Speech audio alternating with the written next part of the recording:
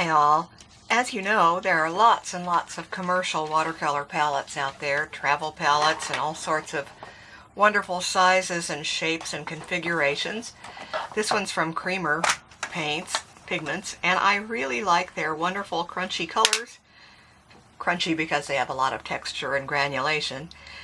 But the problem with commercial sets like this is that they come with colors that I'll probably never use, that I don't like much, that don't fit my needs, and so you can see that some of them get a whole lot more use than others. You may be able to hear my cat patting on the window there. He wants in.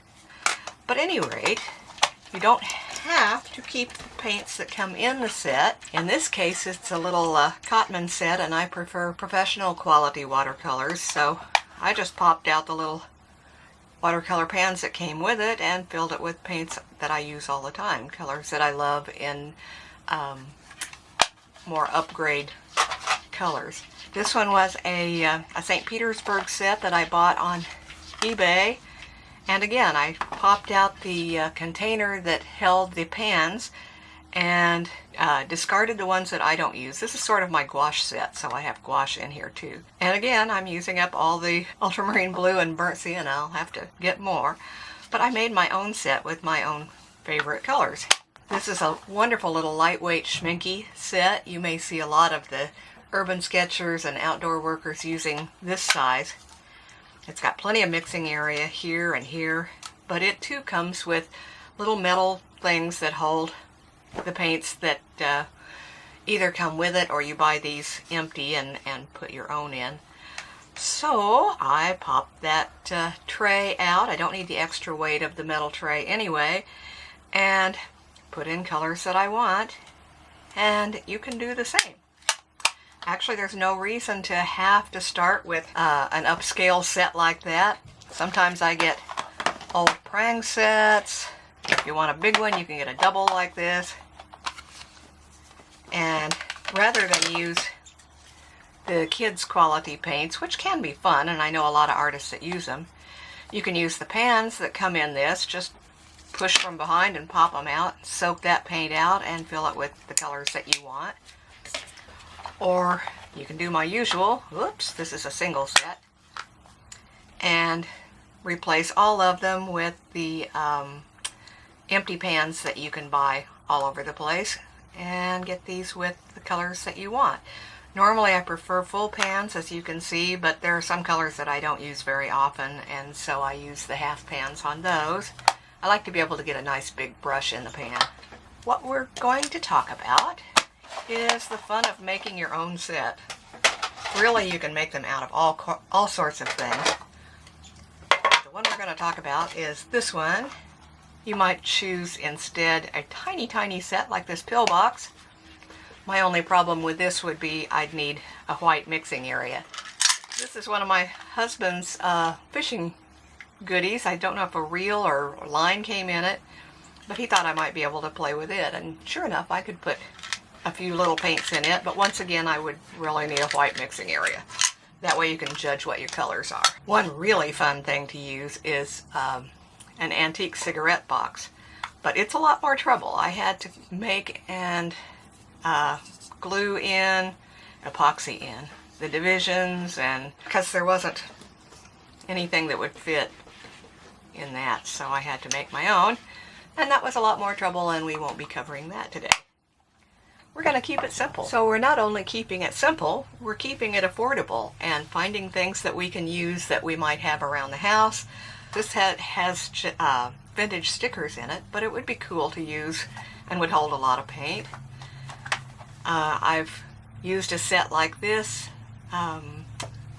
This is not it because it still has the watercolor crayons in it, but it has a hinged lid and a nice mixing area, so it would be handy.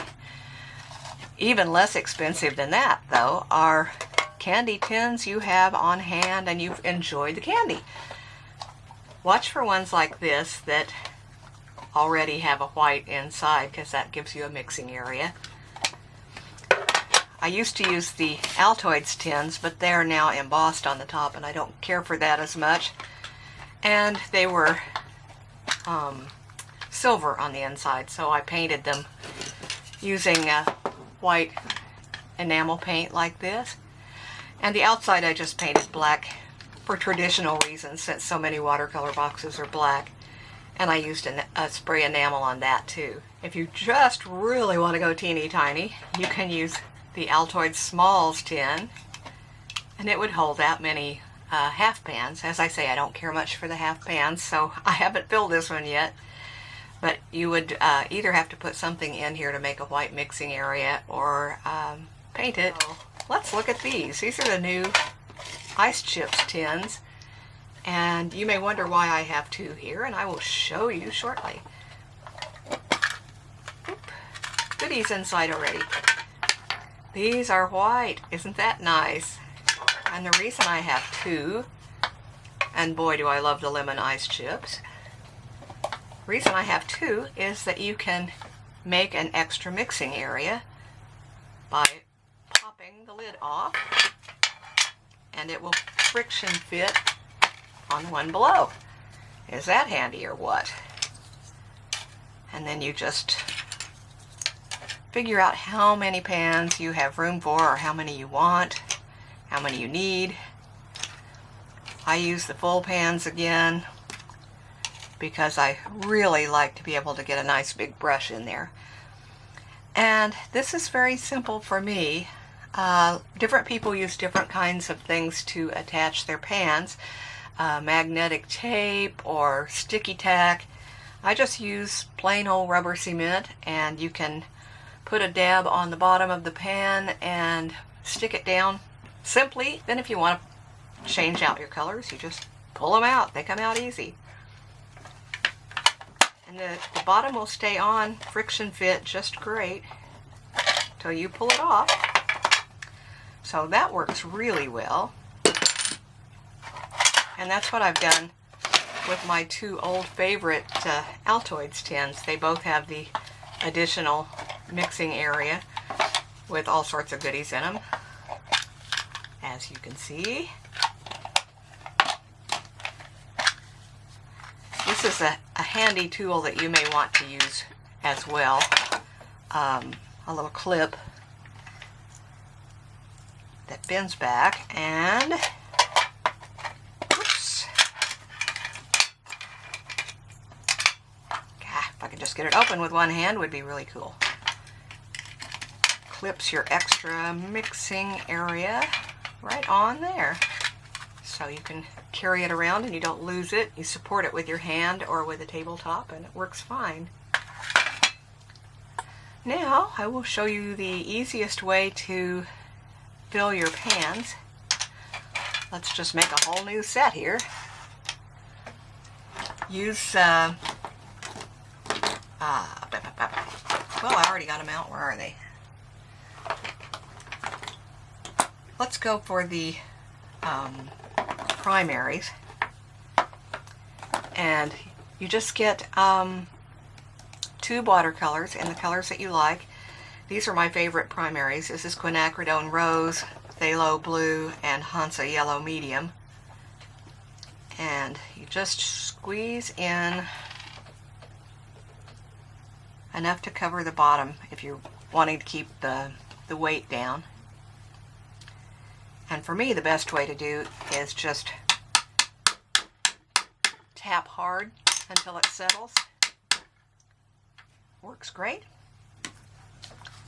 And let's see, let's get this puppy underway. Grab my rubber cement, put a dot on the back, and slide it into place.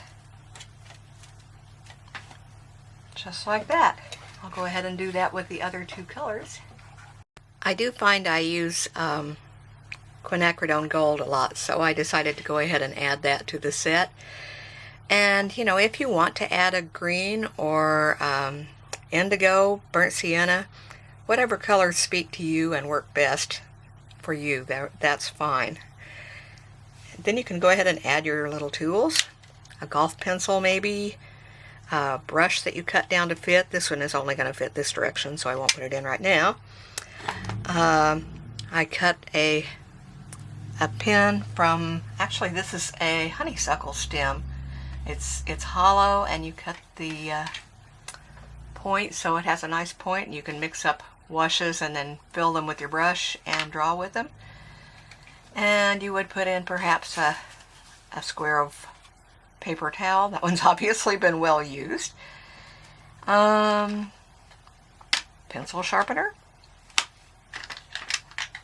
a little bit of eraser, and you're pretty much ready to go any place, anytime for very little weight and almost no money.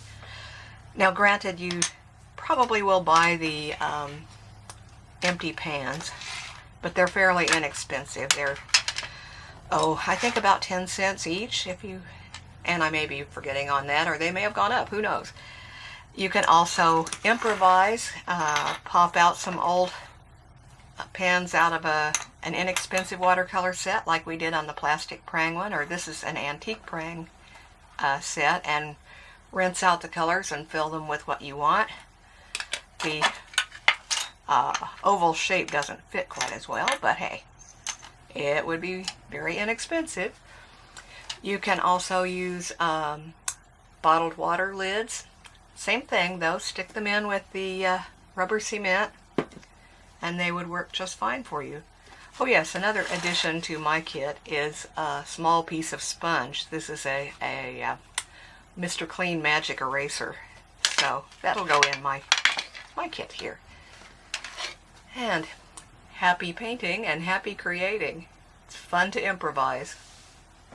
By the way, the point of tapping when you fill your little pans is to make the paint settle into the corners better. It seems to work better that way. And as you can see, I've added just one more. This is indigo, Winsor Newton's in this case. I much prefer the color. And I use it for really dark darks. So I needed one more. Or maybe I didn't need it, but hey, it's my set, right? Do let your newly loaded little set dry before taking them out in the field with you, because the watercolor is still quite soft and will squish all over your pan if it doesn't ride level. So I usually wait probably 24 hours at least, maybe 48, till I use a new set. And when you do use your set, just give it a spray with clean water to revitalize your paints, and they will work almost as well as if they were fresh out of the pan. And in fact, I like them better. I mean, fresh out of the tube, you know what I meant. I like them better. I never have liked working with the brand fresh, juicy, gooey ones. So whatever works for you is fine. And we'll be exploring how many colors I actually need anyway. That's a very personal decision, and it is absolutely up to you.